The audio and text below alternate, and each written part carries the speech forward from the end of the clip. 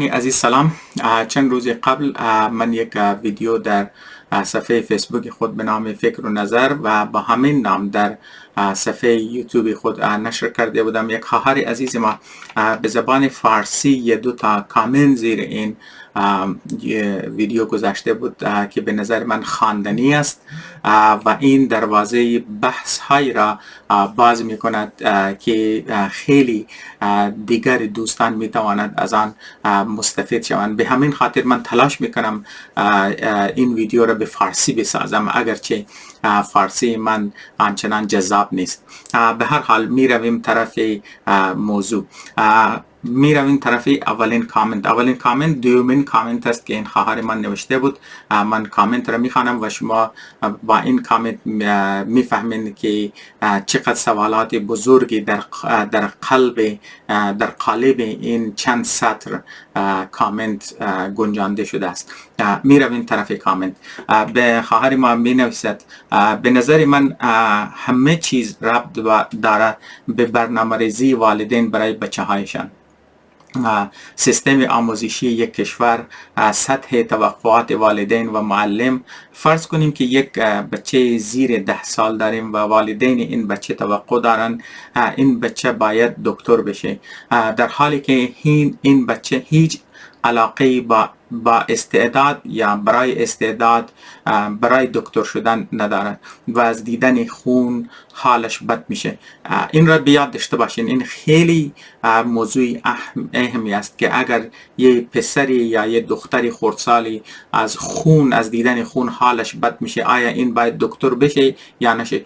چون که این حالت را خود من هم دارم. من اگرچه با خون با گوشت اگر من کار بکنم به آسانی میتوانم، ولی فیلم هایی که در آن خون باشد یا گوشت انسانی باشد و تذکرات این چنین از دیدن آن حالم بد میشه. ولی من یه رشته دارم، من دستی دارم توی کارهای بهداشتی،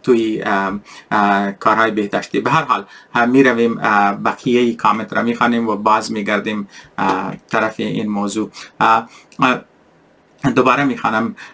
توقع این بچه باید فرض کنیم که یه بچه زیر 10 سال داریم و والدین این بچه توقع دارن این بچه باید دکتر بشه، در حالی که این بچه هیچ علاقه با استعداد برای دکتر شدن نداره و از دیدن خون حالش بد میشه. شما بیا 100 سال هم این بچه را وقت بده، این آدم ساخته نشده برای دکتر شدن و هیچ وقت خودشو ثابت نمیتونه. هیچ وقت. بعضی والدین توقع دارن بچه هایشان در همه چیز اول بشن، غافل از این که چقدر فشار روحی روانی به فرزندانشان وارد میکنن. خیلی موضوع اهم است. من دوباره تکرار میکنم به خاطر اینکه این خیلی خیلی اهم است که والدین سطح توقعات والدین برای فرزندانشان چقدر باشد، در کدام عمر چقدر باشد. چون که وقتی بچه ها رشد میکنن در هر سطح عمری که میگذرند، آنها صلاحیت های مختلف دارند، دیدگاهشان به طرف دنیا علاهده است. به هر حال میرم این طرف موضوع. بریم اول این کامنت را ختم بکنیم، بعد من این بحث ها را کمی تلاش میکنم باز کنم، اگرچه این بخش خیلی بزرگه، باید ویدیوها ساخته بشه دوباره این بحث و این اهم هم است. و در آخر هیچی هم نمیشه. قرار نیست همه دکتر انجینیر بشن، پس بگذاریم بچه ها خودشان انتخاب بکنن.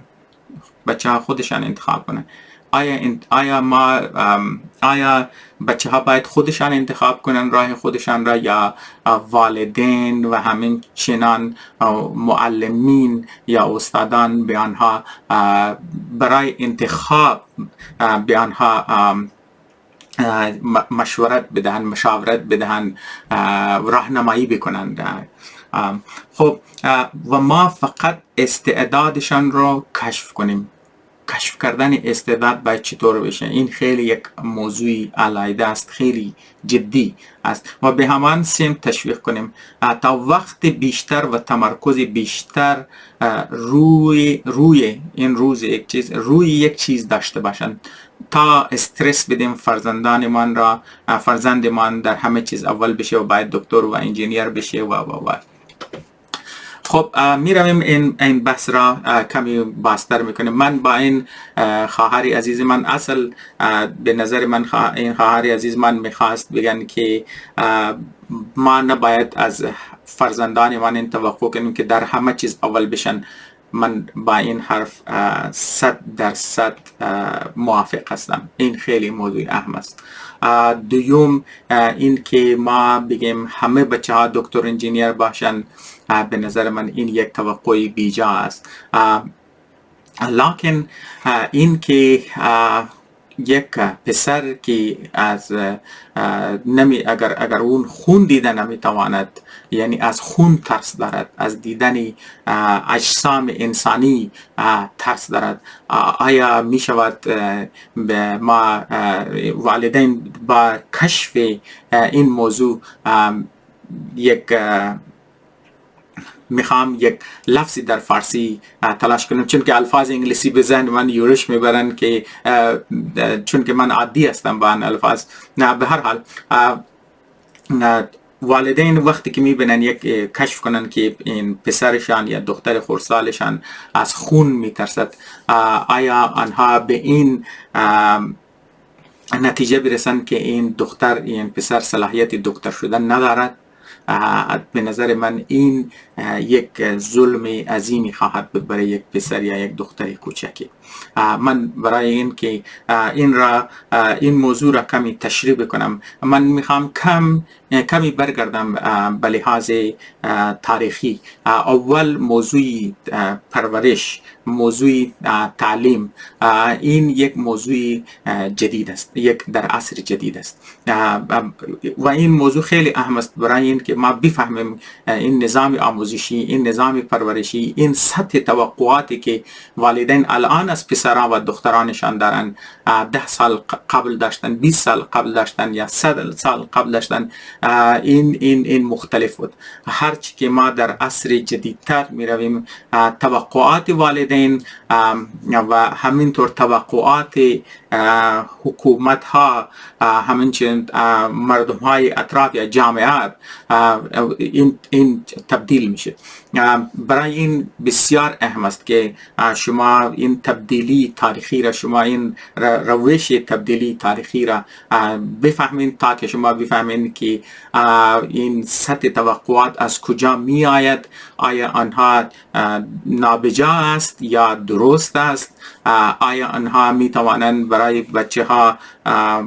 بچه های خردسال و دخترای خردسال مفید باشند یا آنها را می توانند یک ضربه روحی و روانی به آنها وارد کنند. این خیلی موضوعات اهم است. خب میرم این طرف تاریخ.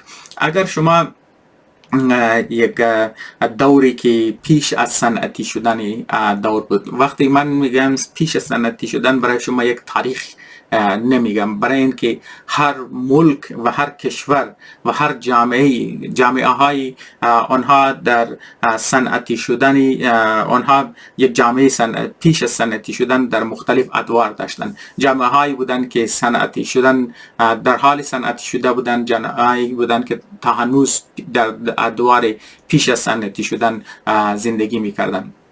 مثالی ما کشورهای اطراف هزارجات یا مردم اطراف در حال صنعتی شدن بودن، حالا که در هزارجات مردم تا هنوز کشاورزی میکردن.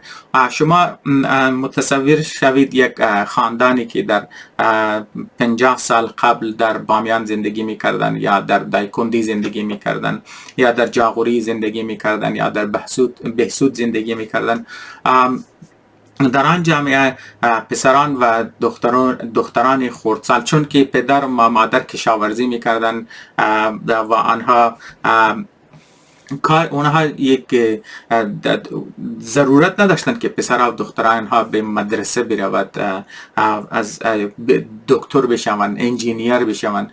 کار اینها کار کشاورزی بود، کار دامداری بود. پس توقعات پدر و مادر در آن زمان امین بود که پسران و دخترانشان کشاورزی یاد بگیرن، دامداری یاد بگیرن و مردمداری در یک سطح یک قریه، در یک سطح یک دهات، در آن سطح یاد بگیرن. وقتی که شما توی شهر میایید، که من نمیگم که افغانستان در یا مردم هایی که در هزاران جاهای هزارانشین صنعتی شده است، ولی مردم ها برای کار در کشورهای مهاجرت میکنن که آن کشورها صنعتی شده است.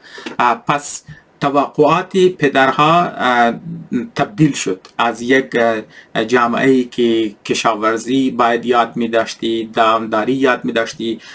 وقتی که تو مهاجرت میکنی در یک کشوری یا در یک شهری که در آن دامداری نیست، در آن کشاورزی نیست، حتی که اگر شما بخواید کشاورز درست شوید، حتی که اگر تو میخوای دامداری، برای آنها تو باید گواهی نامه بگیرید. برای آن گواهی نامه شما باید مدرسه بروید، باید در لیسانس داشته باشید، باید دوره های آموزشی یاد بگیرین، دوره های آموزشی تخصصی یاد بگیرین تا که شما بتوانید یک گواهی نامه از دولت بگیرین که شما بتوانید، به فرض مثال شما کاهو کاشت بتوانین و آن را به بازار عرضه بتوانین، یا شما یک مرغداری بتوانید و آن مرغ را شما بتوانید به جامعه، چون که بحث های بهداشتی است اینجا در کشورهای صنعتی شده. پس حتی اگر شما بخواید کشاورز بمانید، حتی اگر شما بخواید دامداری کنید، شما ضرورت مدرسه رفتن دارین، شما در ضرورت آموزش های تخصصی دارین که شما باید دوره های آموزشی در دانشگاه ببینید. به هر حال پس این سطح توقع که از طرف جامعه و از طرف والدین میاد، این سطح توقع بجا است، به خاطر اینکه این پسر یا این دختری که الان در یک کشور صنعتی شده یا مهاجر شده است یا آمده است یا در شهر زندگی میکند، دیگر زمین ندارد برای امر معاش، برای زندگی کردن، برای کاروبار کردن، برای تجارت معیشت کردن. این ضرورت تعلیم های تخصصی دارد، آموزش های تخصصی دارد. هر چقدر آموزش این بهتر بشود، این پسر یا این دختر در آینده یک زندگی بهترتر، آرامتر میتواند داشته باشد، بغیر آن ورشکسته می شود، بغیر آن میتواند یک زندگی تلخی داشته باشد در یک کشور صنعتی شده یا در یک جامعه صنعتی شده. پس این که یک پدر و مادر و یک کشور و یک جامعه یک سطح توقع از یک دختر و پسر خردسال دارن، این ندارن، اونها برای خود نمیخوان، اونها برای آینده آن پسر و دختر میخوان. البته این که ما بخوایم که پسر و دختر ما اول بشن و باید دکتر بشن، باید انجینیر بشن، این یک سطح توقع بیجا است. سوال دوم، آیا ما می توانیم بچه ها را یا بچه های خردسال و دخترهای خردسال را بذاریم که خودشان راه خودشان را انتخاب کنن، خودشان استعداد خودشان را انکشاف کنن؟ برای این جواب این سوال، چون که نظام آموزش و پرورش کشورهای که صنعتی شده است از ما یک چند سالی بیشتر است، آنها یک نظریاتی دارن، نظریه های علمی البته در این سطح دارن. اگر ما این را از نظر روانشناسی این را فکر کنیم، در آنها نظریات مختلف است. من به همین حال برای امین میخواستم شما یک چند تا نظریه فقط شما را نشان بدهم که در روانشناسی نظریات مختلف است. جدیدترین آن اپیژنتیک است. اپیژنتیک که شما به فارسی آن را میگن یا ورا ژن شناسی. همونطور که شما ژن شناسی دارین، در اینجا ورا ژن شناسی دارین. من نمیخوام الان توی این موضوع بروم، فقط به شما میگم که این یک موضوع از شما میتوانید بروید بخوانید درباره آنها.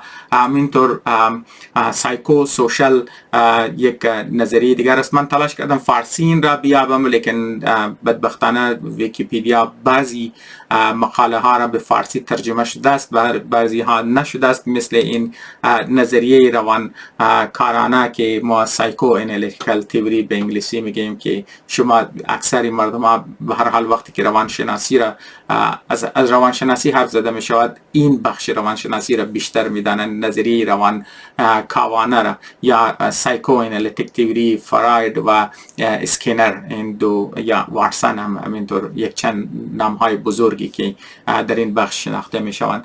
و همینطور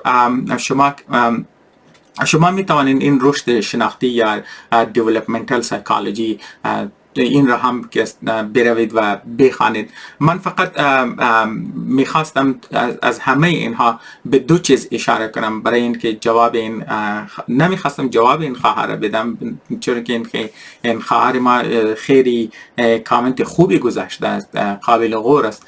فقط میخوام یک چیزهایی به آن اضافه بکنم. یک چیزی که من میخواستم اضافه کنم آن زون آف پراکسیمال دیولپمنت است. زون آف پراکسیمال دیولپمنت چون که به فارسی ترجمه نشده، البته به عربی هست، شما میتوانید اینجا میبینین که به عربی ترجمه شده است. کجا شد؟ من قبلا تلاش کردم فارسی آن را بیابم. به زبانهای مختلفی ترجمه شده است. من دیدم به عربی هم شده بود. اینجا در عربی هم ترجمه شده است، البته به فارسی نیست، پس من آن را به فارسی ترجمه میکنم. زون اف پراکسیمال دیولپمنت، اگر ما آن را به فارسی ترجمه کنم، متعادل فارسی آن می شود محور قریب یادگیری. من آن را برای شما باز میکنم، بیشتر تلاش میکنم که آن را واضح تر بسازم. و دیگر چیزی که در انگلیسی گفته میشد اسکافولدینگ یک زینه هایی گفته می شود، یا تکیه سازی آموزشی، به تکیه سازی بلکه آموزشی چون که اضافه است. تکیه سازی برای پسران.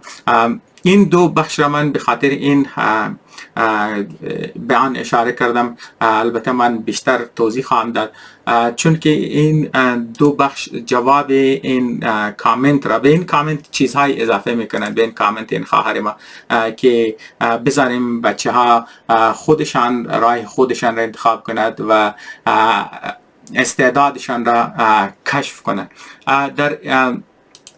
در این زون آف پراکسیمال دیولپمنت، در این که پرورش یک پسرها و دخترهای خردسال چجوری باید بشود، در آن را به صورت یک دایره متصور میشد. این نظریه، این دایره وسطی، این فرض کنید که یک پسر یا یک دختر خردسالی است، کارهایی را اون میتواند به غیر آن که از کسی مدد بخواهد، یعنی خودش این استعداد را دارد در هر سنی که باشد. بعضی کارها را بعضی پسرها و دخترها می توانند بکنند در سنهای.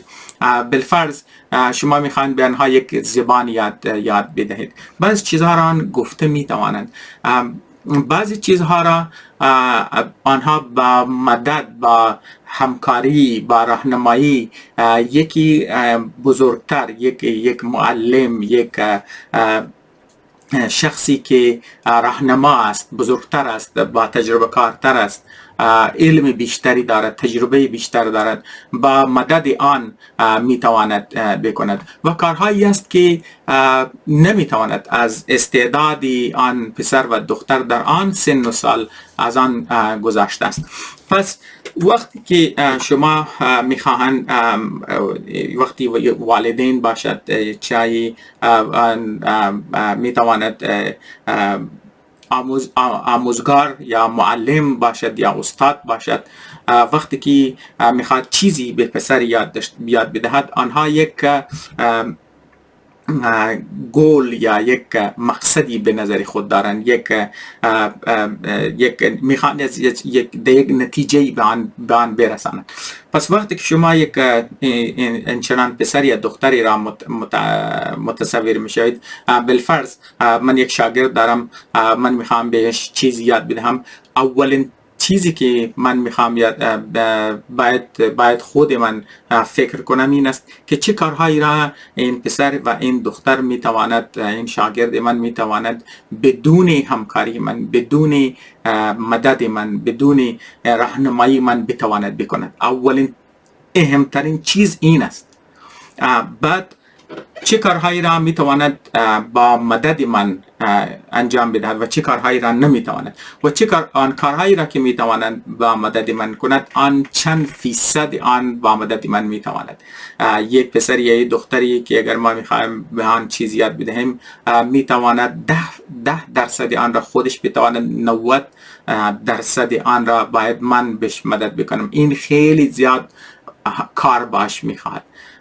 یه پسر دختری که 90% را خودش میتواند، فقط از من 10% میخواد، این چندان مدد، چندان راهنمایی از من نمیخواد. در اینجا من تلاش من این است که باید این دختر یا این پسر یا این شاگرد من خودش باید این کارها رو بکنه، چون که مقصد والدین، مقصد استاد، مقصد معلم این است که این دختر یا این پسر یا این شاگرد کارها را خودش بدون راهنمایی، بدون یک هدایت نامه، بدون هدایت، بدون همکاری، بدون راهنمایی خودش بتواند بکند. آن چیزی را که ما به انگلیسی میگیم independent بشود دیگه.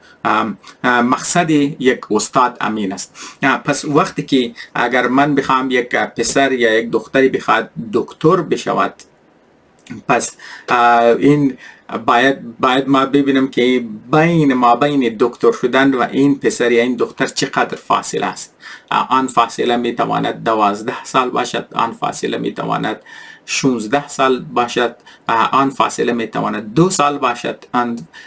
چقدر فاصله است و کدام موضوعات است که لازمی است برای یک پسر دختری که هنوز در دوره آموزش ابتدایی است. آن خیلی فاصله دارد تا دکتر شدن. این باید خیلی چیزها یاد بگیرد.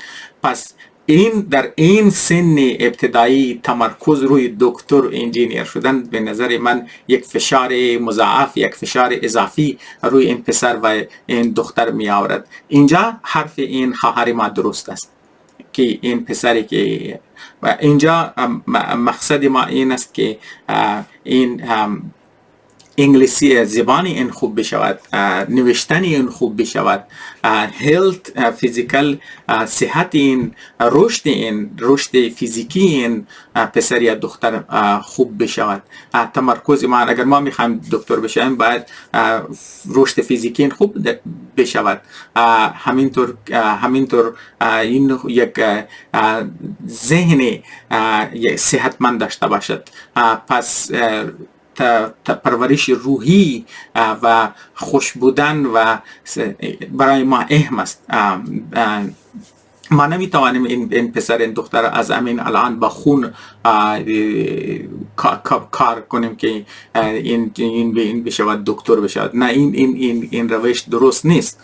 پس روش درست این است که ما برای آنچه را که در نظام پرورشی یا در روانشناسی به آن تکیه سازی آموزشی میگیم، یا به انگلیسی ما میگیم اسکافولدینگ. خب اسکافولدینگ چیست؟ اسکافلدینگ این است که شما دیدین که وقتی آسمان خراشی میسازند، وقتی که یک معماری میخواهد منزل چند طبقه‌ای بسازد، وقتی تا که خشت‌ها را روی از خشت دیوار میسازند یا از چیزهایی که دیوار میسازند، تا که قد معمار تا که بدون کدام مددی اون میتواند کار آجر بچیند یا دیوار را بسازد، تا یک حدی میتواند آن را آجر چینی کند. از یک حدی قد این معمار دیگر به آن مدد نمی کند، پس او ضرورت چیزی دیگری دارد که برابر آن دیوار باشد.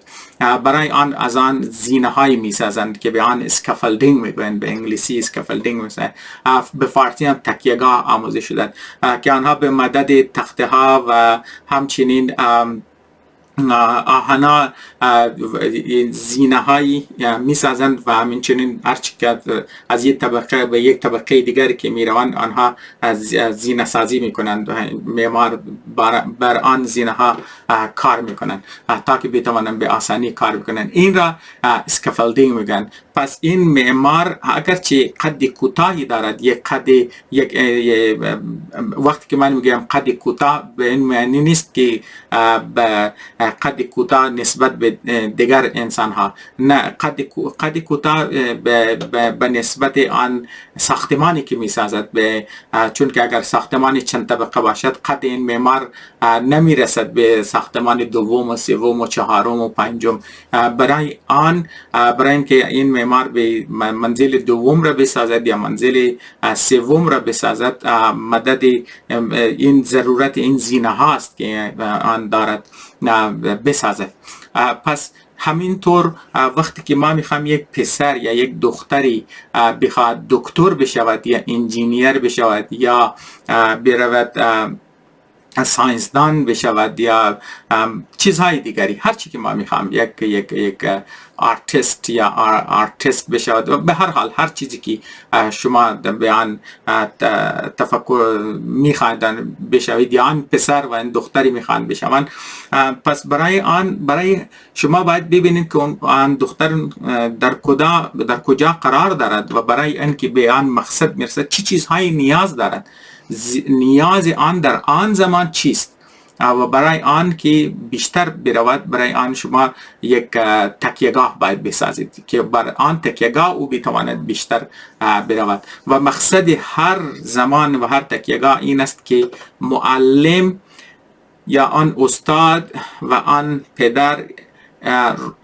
کم سے کم مداخلت داشته باشد، بیشتر آن پسر و آن دختر باشد که دختر خردسال که خودشان کشف بکنن، خودشان یاد بگیرن، خودشان تلاش بکنن، خودشان اینطور نه فشار روحی و روانی می آید و آن شما که راهنمایی که میکنید، آموزش و پرورش این دختر و پسر رو سرعت میبخشین، خیلی خیلی زیاد به آن سرعت میبخشین. یک چیز اهم دیگری که من میخوام به کامنت این خواهر عزیز من اضافه بکنیم آن این است که اگر پسری از خون بدشان میآید با آن چیکار کنیم؟ اینجا دو چیز است، از بدقسمتی بگوییم یا از خوش قسمتی بگوییم. این که پسر یا دختری از چیزی میترسد و از چیزی خوشش میآید، این از در ژن آنها گذاشته شده. این کاری این بخش است، اپیژنتیک، کاری وراژن شناسی است.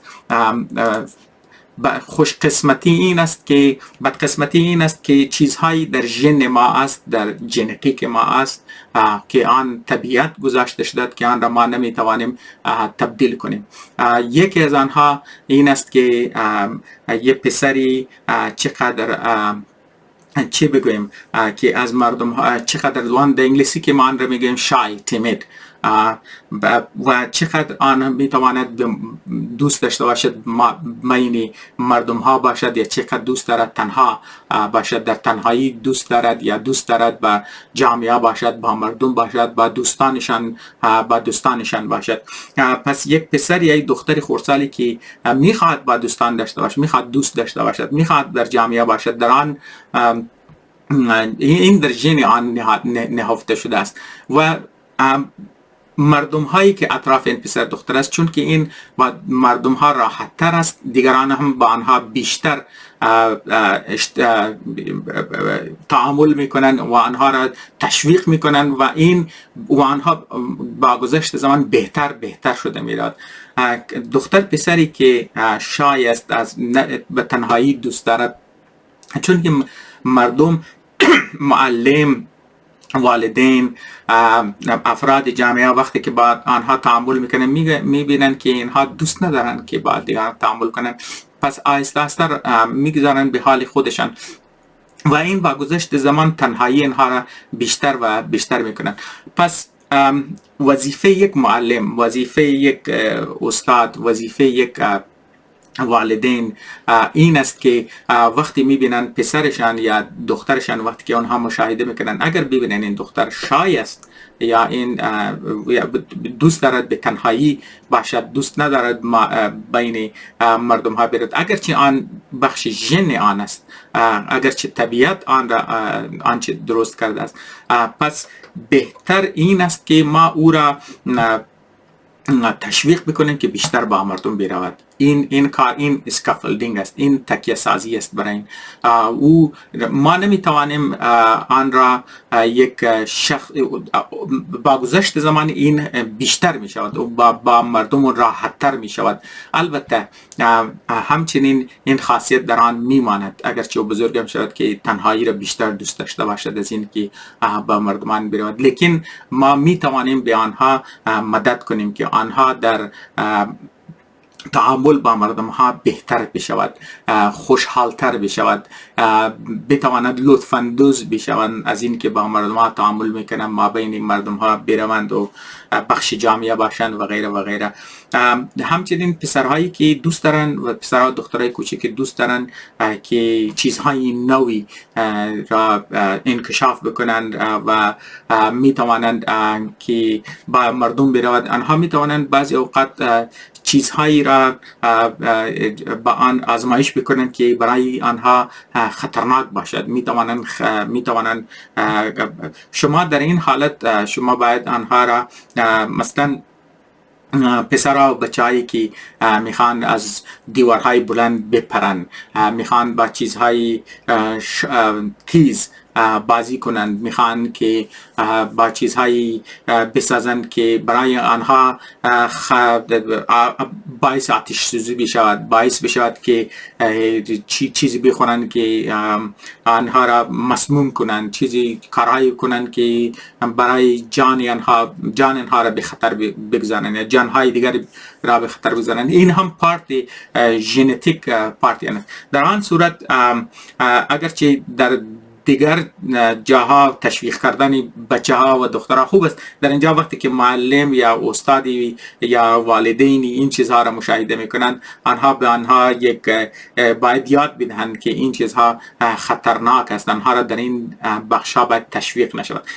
پسر دختری که دوباره تکرار میکنم چون که این اهم است، من نمیدانم که من این را توانستم تفهیم کنم یا نکنم، منظور من را گفته توانستم یا نتوانستم، به هر حال میرویم تکرارش میکنیم که پسرها و دخترانی که می توانند در بخشی آنها را ما تشویق بکنیم که برای آنها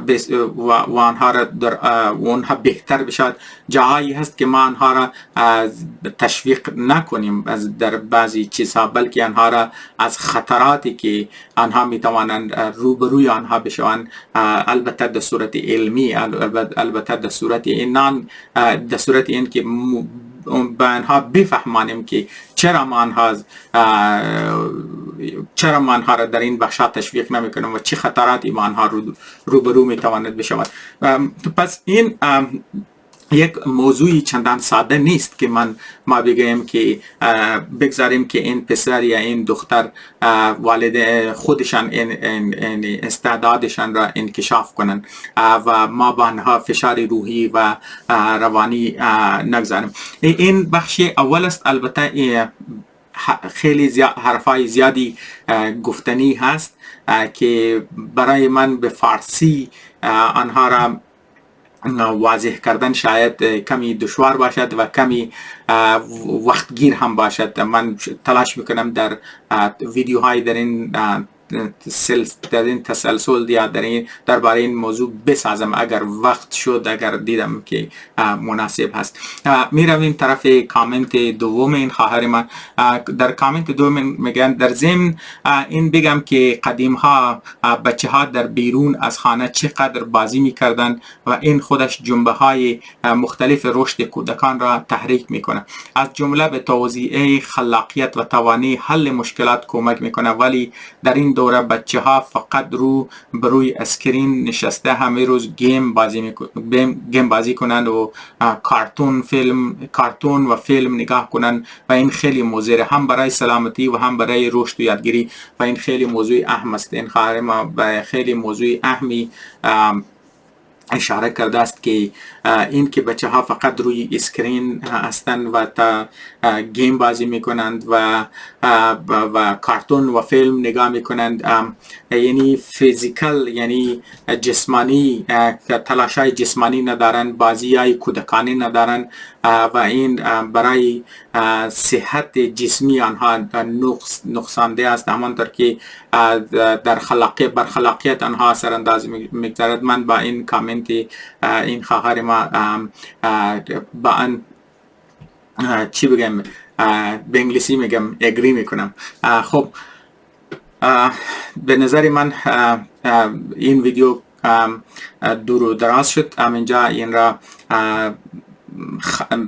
به اختتام میرسانم و اگر سوالاتی بود انشالله تلاش بیشتر میکنم که ویدیوهای بیشتری درباره همین موضوع بسازم.